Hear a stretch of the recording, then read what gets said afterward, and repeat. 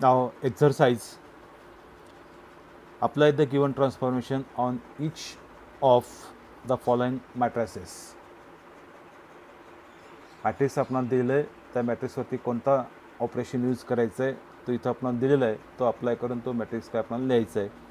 यातला पहिला example, if A is equal to first row is 1 0, second row -1 3. हा transformation काय अप्लाय करायचा आहे. R1 डबल ॲरो R2, याचा मिनिंग काय R12. आता शक्यतो हा लक्षात ठेवा, म्हणजे तुम्हाला काय सोपा होईल तो. R12 याचा मिनिंग काय interchanging first and second row. म्हणजे R12चा मिनिंग काय पहिला आणि दुसरा रो यांची फक्त काय अदलाबदल करायचे. हा यूज केल्यानंतर, हा ट्रान्सफॉर्मेशन यूज केल्यानंतर हा मॅट्रिक्स ए हा काही ए इज इक्वॅलंट टू, हा इक्वॅलंट टूचा सिम्बॉल किंवा त्याचं notation A is equivalent to R12 म्हणजे पहिला आणि दुसरा रो यांची काय अदलाबदल करायचे. त्यानुसार इथं जो दुसरा आहे तो काय होईल पहिला -1 3, आणि जो पहिला आहे तो काय होईल दुसरा, दॅट इज 1 0. म्हणजेच या ऑपरेशनमुळं या एचे एलिमेंट काय या पद्धतीने बदलतील. A equivalent to -1 3 1 0. त्यानंतर सेकंड एक्झाम्पल एक्झरसाइजमधला, B equal to first row is the elements of first row are 1 -1 3, second row elements are 2 5 4. R1 arrow R1 -R2. याचा अर्थ काय येईल R1 -R2. R1 म्हणजेच फर्स्ट रो, R2 म्हणजे का second row.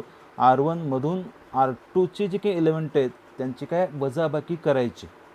याचा मिनिंग काय होतो, that is subtract R2 from R1. म्हणजेच R1चे जे काही एलिमेंट आहेत त्या एलिमेंटमधून R2चे करस्पॉन्डिंग एलिमेंट. आता करस्पॉन्डिंग एलिमेंट म्हणजे काय, या 1चा R1 मधला 1 याचा करस्पॉन्डिंग एलिमेंट R2 मधला 2, -1चा करस्पॉन्डिंग एलिमेंट 5, 3चा करस्पॉन्डिंग एलिमेंट 4, यांची काय करायचे वजाबाकी करायचे. त्यानुसार बाय जो ट्रान्सफॉर्मेशन आपण दिलेला आहे तो bye R1 -R2 we get B equivalent to 1 -R2 -1. त्यानंतर second sorry R1 is 1 -R2, R2चा याचा करस्पॉन्डिंग एलिमेंट किती आहे 2. त्यानंतर -1 R2चा करस्पॉन्डिंग एलिमेंट -5. त्यानंतर 3 याचा करस्पॉन्डिंग एलिमेंट 4, आणि सेकंड रोचे एलिमेंट हे काय as it is 2 5 4. Therefore B equivalent to, हा सबट्रॅक्शन केल्यानंतर हा होईल -1, हा होईल -6, हा होईल -1, आणि सेकंड काय ॲज इट इज 2 5 4. हा झाला आपला ऑपरेशन यूज केल्यानंतरचा मॅट्रिक्स. त्यानंतर थर्ड पुढचा आणखीन एक एक्झाम्पल मी सॉल्व केले आहे. ए इक्वल टू 5 4 पहिल्या रोचे एलिमेंट, 1 3 सेकंड रोचे एलिमेंट. आता इथं ट्रान्सफॉर्मेशन वेगळं आहे. या पहिल्या दोन्ही एक्झाम्पलमध्ये काय रोवरती यूज होतं, आता इथं काय कॉलमवरती आहे. आता C1 डबल ॲरो C2 म्हणजे याचा अर्थ काय होतो, पहिला आणि दुसरा रो यांची पहिला आणि दुसरा कॉलम यांची अदलाबदल, किंवा यालाच आपण काय देते C12. आता हा यूज केल्यानंतर बाय C12 gives किंवा we get A equivalent to. आता याचा अर्थ काय होतो, पहिला आणि दुसरा कॉलम यांची काय अदलाबदल करायचे. त्यानुसार अदलाबदल केल्यानंतर सेकंड जो कॉलम होता तो काय होईल फर्स्ट, म्हणजे सेकंडचे एलिमेंट आहेत 4 3, हा झाला फर्स्ट, आणि फर्स्टचे जे एलिमेंट आहेत ते आहेत 5 1, तो काय होईल सेकंड. हा झाला ट्रान्सफॉर्मेशन यूज केल्यानंतरचा नवीन मॅट्रिक्स. त्यानंतर यातलाच आणखीन एक आहे, बी इक्वल टू 3 1 4 5. पहिल्या रोचे एलिमेंट आहेत 3 1, दुसऱ्या रोचे एलिमेंट आहेत 4 5. इथं आपल्याला ट्रान्सफॉर्मेशन कोणता यूज करायचं आहे R12, म्हणजेच पहिल्या आणि दुसऱ्या रोचे एलिमेंट काय आपल्याला काय अदलाबदल करायचे by R12. We get B equivalent to R1 आणि R2चे एलिमेंट का फक्त अदलाबदल करायचे, त्यानुसार हे येतील 4 5 आणि 3 1. म्हणजेच इथं पहिल्या ए वरती हा ट्रान्सफॉर्मेशन यूज केल्यानंतर C12 यूज केल्यानंतर तो आला हा, आणि दुसऱ्यावरती बी वरती हा ट्रान्सफॉर्मेशन यूज केल्यानंतर हा मॅट्रिक्स आलेला आहे. त्यानंतर फॉर टू यू ऑब्झर्व हे ट्रान्सफॉर्मेशन ऑपरेट केल्यानंतर या नवीन आलेल्या मॅट्रिक्सवरून तुम्ही काय ऑब्झर्व केला ते आपल्याला लिहायचं आहे. आता इथं बघा A equivalent to 4 5 3 1, B equivalent to 4 5 3 1. म्हणजेच हे दोन्ही मॅट्रिक्सेस कसे आहेत, सारखे आहेत किंवा दोन्ही कसे आहेत, इक्वल आहेत. मग आता याच्यावरून समजा हा फर्स्ट आणि समजा हा सेकंड घेतला आपण, तर याच्यावरून कन्क्लुजन काय लिहिता येईल आपल्याला, फ्रॉम 1 and 2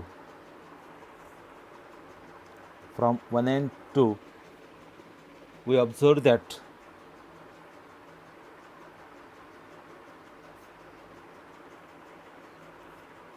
new matrices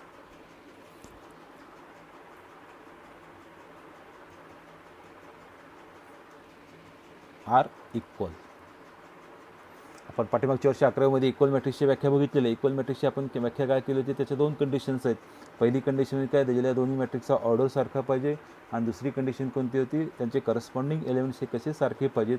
आता इथं या नवीन आलेल्या मॅट्रिक्सचा इथं ऑर्डर किती आहे, 2/2, याचा देखील ऑर्डर 2/2, म्हणजेच पहिली कंडिशन सॅटिस्फाय होते. शिवाय याचे एलिमेंट्स आहेत 4 5 3 1, याचे देखील एलिमेंट्स आहेत 4 5 3 1, म्हणजे यांचे करस्पॉन्डिंग एलिमेंट्स देखील कसे सारखे आहेत. म्हणजेच इक्वल मॅट्रिक्सच्या दोन्ही कंडिशन सॅटिस्फाय होतात, म्हणून हे दोन्ही कसे आहेत, इक्वल आहेत. म्हणून याच्यावरनं conclusion from 1 and 2 we observe that the no matrices are equal. त्यानंतर यातला आणखीन एक एक्झाम्पल मी तुम्हाला सोडून देतो, that is 4. Example number 4. A equal to 1 2 minus 1 0 1 3. इथं जो ट्रान्सफॉर्मेशन किंवा जो ऑपरेशन यूज करायचा आहे तो आहे 2C2. त्यानंतर B इक्वल टू 1 0 2 2 4 5, याच्यावरती जो ट्रान्सफॉर्मेशन यूज करायचा तो आहे -3R1. त्यानंतर खाली काय म्हणलेलं आपल्याला, find the addition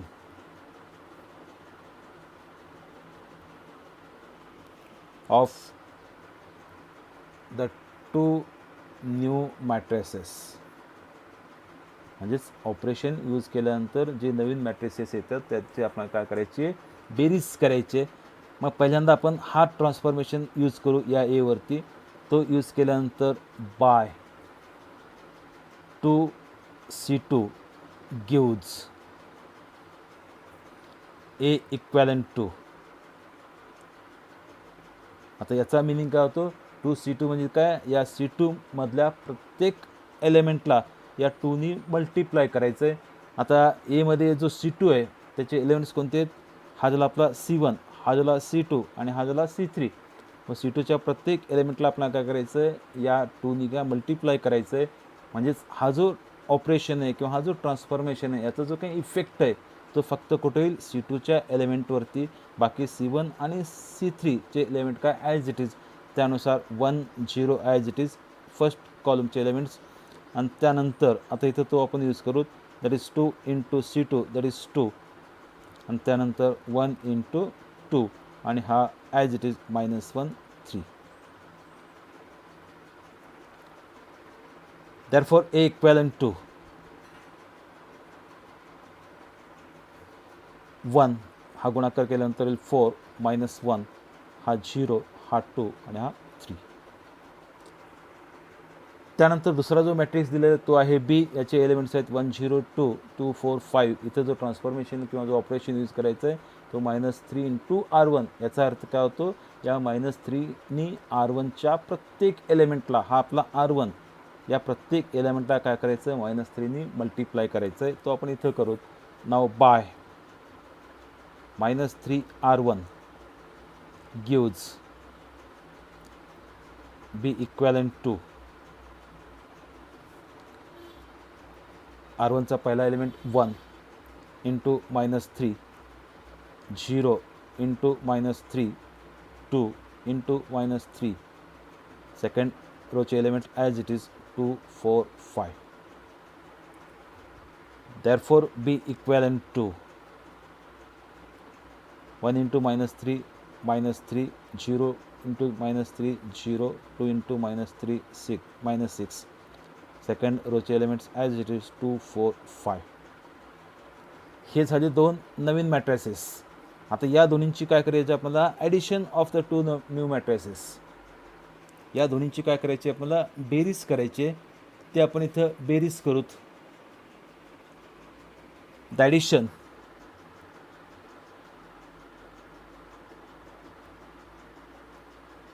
of the two new matrices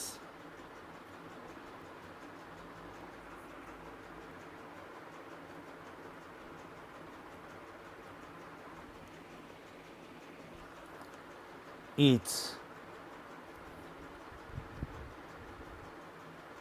1, 4, minus 1, 0, 2, 3 plus minus 3, 0, minus 6, 2, 4, 5. आता दोन मॅट्रिक्सची बेरीज कशी करायची हे आपण 11वीमध्ये बघितलेलं आहे. बेरीज असेल, वजाबाकी असेल किंवा गुणाकार असेल, हा कसा करायचा आपण यापूर्वी 11वीमध्ये बघितलेलं आहे. तो कसा करायचा आहे, याच्या करस्पॉन्डिंग एलिमेंट्सची काय बेरीज करायची. त्यानुसार हा 1 याचा करस्पॉन्डिंग एलिमेंट -3, दॅट इज 1 - 3. त्यानंतर 4 प्लस हा 0, त्यानंतर -1 प्लस -6, त्यानंतर 0 + 2, त्यानंतर 2 + 4, 3 + 5 and that is equal to, इथंच लिहितोय मी, 1 - 3 - 2, 4 + 0 that is 4, -1 -6 म्हणजे 6 होईल -7. त्यानंतर येईल 0 + 2 दॅट इज 2, हा होईल 6 आणि हा होईल 8. ही झाली या दोन मॅट्रिक्सची नवीन मॅट्रिक्सची बेरीज. Okay.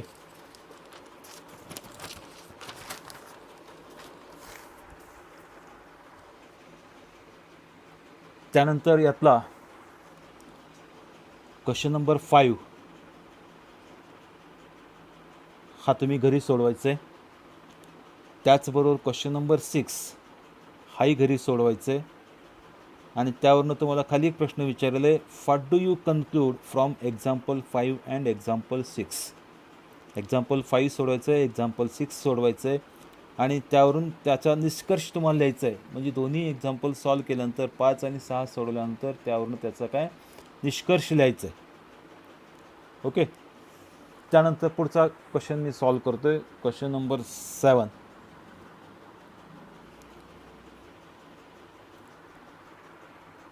Use suitable transformation on 1, 2, 3, 4 to convert it into an upper triangular matrix. म्हणजे हा मॅट्रिक्स आपणाला दिलेलं आहे. या मॅट्रिक्सवरती सुटेबल ऑपरेशन यूज करून या मॅट्रिक्सला आपल्याला काय अप्पर ट्रायंग्युलर मॅट्रिक्स याच्यामध्ये काय कन्व्हर्ट करायचं. आता परत आपण पाठीमागच्या वर्षाकडे जाऊ. पाठीमागच्या वर्षी आपण जे काही प्रकार आपण घेतलेले आहेत मॅट्रिक्सचे, त्यामध्ये अप्पर ट्रायंग्युलर मॅट्रिक्स आणि लोअर ट्रायंग्युलर मॅट्रिक्स हे दोन प्रकार आपण घेतलेले होते. आता त्यापैकी अप्पर ट्रायंग्युलर मॅट्रिक्सची आपण व्याख्या काय केलेली होती. A square matrix is called an upper triangular matrix if every element below the diagonal is 0. A square matrix in which every element below the diagonal is 0, then such a matrix are called upper triangular matrix. आणि त्याचबरोबर आपण lower triangular मॅट्रिक्सची देखील व्याख्या केली होती. त्याची व्याख्या आपण अशी केली होती a square matrix is called a lower triangular matrix if every element above the diagonal is 0. आता इथं आपल्याला जो मॅट्रिक्स आपल्याला दिलेला आहे त्या मॅट्रिक्सना आपल्याला काय सुटेबल ट्रान्सफॉर्मेशन यूज करून त्याला काय अप्पर ट्रँग्युलर मॅट्रिक्समध्ये काय कन्व्हर्ट करायचं. आता हा मॅट्रिक्स ए आपल्याला दिलं आहे, हा मॅट्रिक्स अप्पर ट्रँग्युलर मॅट्रिक्समध्ये कन्व्हर्ट कधी होतो, जर या 3ला आपण 0मध्ये कन्व्हर्ट केला तर. मग याला या 3ला 0मध्ये कन्व्हर्ट करण्यासाठी आपल्याला काय सुटेबल ट्रान्सफॉर्मेशन यूज करायचं आहे. आता हा एलिमेंट 3 हा 0 कधी होतो, जर यातून 3 वजा केला तर. मग आपल्याकडे एकूण 3 ट्रान्सफॉर्मेशन्स आहेत, त्या 3 ट्रान्सफॉर्मेशनचाच यूज करून याला 3ला आपण काय 0मध्ये कन्व्हर्ट करायचं आहे. आता याला 0मध्ये कन्व्हर्ट करण्यासाठी मी इथं हा ट्रान्सफॉर्मेशन यूज करतो आहे, तो म्हणजे कोणता, बाय. हा एलिमेंट किती आहे 3 आणि हा एलिमेंट कुठला सेकंड रो मधला, म्हणून R2 मायनस 3R1. आता इथं बघा R2चा एलिमेंट हा किती आहे 3, इथं लिहितो मी वरती, हा किती आहे 3 मायनस 3 इंटू याचा करस्पॉन्डिंग एलिमेंट तो किती आहे 1, दॅट इज 3, या दोन्हीचा गुणाकार होईल -3 and that is equal to 0. म्हणजेच इथं ट्रान्सफॉर्मेशन किंवा ऑपरेशन कोणता येईल, बाय R2 मायनस 3R1. आता हा यूज केल्यानंतर समजा हा आपण ए कन्सिडर केला, let A is equal to, हा यूज केल्यानंतर ए इक्वॅलंट टू. आता जो आपण ट्रान्सफॉर्मेशन यूज केला आहे तो कुठंवरती R2वरती यूज केला आहे, म्हणजेच या ट्रान्सफॉर्मेशनचा जो काही इफेक्ट होईल तो फक्त आणि फक्त कुठं होईल R2च्या एलिमेंटमध्ये, म्हणून R1चे एलिमेंट ॲज इट इज 1 2. आता R2चा एलिमेंट इथे किती आहे, that is 3 minus 3 into R1 that is 1. त्यानंतर R2चा एलिमेंट 4 मायनस 3 इंटू याचा corresponding element that is 2 and that is equivalent to हा 1 2 ॲज इट इज, हा 3 आणि या दोन्हींचा गुणाकार होईल -3 म्हणजेच हा होईल 0 आणि हा होईल -6 4 -6 म्हणजे हा होईल -2, दॅट इज 1 2 0 -2. आता हा जो मॅट्रिक्स आलेला आहे हा कसा आहे अप्पर ट्रँग्युलर मॅट्रिक्स, कारण काय हा आपला डायगोनल, याच्या खालचे एलिमेंट काय 0 आहेत, म्हणजेच हा मॅट्रिक्स कसा आला अप्पर ट्रँग्युलर मॅट्रिक्स, म्हणून this is upper triangular matrix.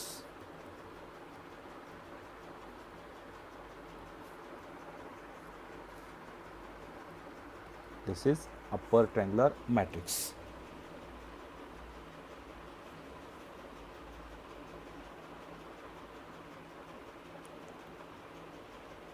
त्यानंतर क्वेश्चन नंबर 8 आपल्याला दिलेलं आहे. आता फक्त हा तुम्ही घरी ट्राय करा, नाही आला तर तुम्हाला याच्या पुढच्या व्हिडिओमध्ये तो तुम्हाला मी सोडून देतो आहे. क्वेश्चन नंबर 8 काय आपला, कन्व्हर्ट मॅट्रिक्स आपल्याला दिलेलं आहे 1 -1 2 3, त्याचे म्हणजे मॅट्रिक्सचे एलिमेंट्स आहेत, पहिल्या रोचे एलिमेंट्स 1 -1, दुसऱ्या रोचे एलिमेंट्स आहेत 2 3, into an identity matrix by suitable row transformation. म्हणजेच इथं आपल्याला मॅट्रिक्स दिलेलं आहे, त्या मॅट्रिक्सवरती सुटेबल रो ट्रान्सफॉर्मेशन यूज करून या मॅट्रिक्सनं आपल्याला काय युनिट मॅट्रिक्समध्ये आपल्याला काय कन्व्हर्ट करायचं. तुम्ही घरी ट्राय करा, नाही आला तर पुढच्या व्हिडिओमध्ये तुम्हाला सोडून देतो. आणि त्यानंतर शेवटचं आणखीन एक एक्झाम्पल याच्यामध्ये, ट्रान्सफॉर्म. परत मॅट्रिक्स आपल्याला दिले, त्याचे एलिमेंट्स आहेत 1 -1 2, दुसऱ्या रोचे एलिमेंट्स आहेत 2 1 3, तिसऱ्या रोचे एलिमेंट्स आहेत 3 2 4, into an upper triangular matrix by suitable column transformation. म्हणजेच पाठीमागच्या एक्झाम्पलमध्ये आपण काय केलं होतं, आपण रो ट्रान्सफॉर्मेशनचा यूज करून त्या मॅट्रिक्सला आपण काय अप्पर ट्रँग्युलर मॅट्रिक्समध्ये कन्व्हर्ट केला होता. तर इथं आपल्याला कॉलम ट्रान्सफॉर्मेशन यूज करून दिलेल्या मॅट्रिक्सला काय परत अप्पर ट्रँग्युलर मॅट्रिक्समध्ये कन्व्हर्ट करायचं. हा देखील ट्राय करा, नाही गेला तर पुढच्या व्हिडिओमध्ये तुम्हाला तो सोडून देतो. Okay, I will stop here.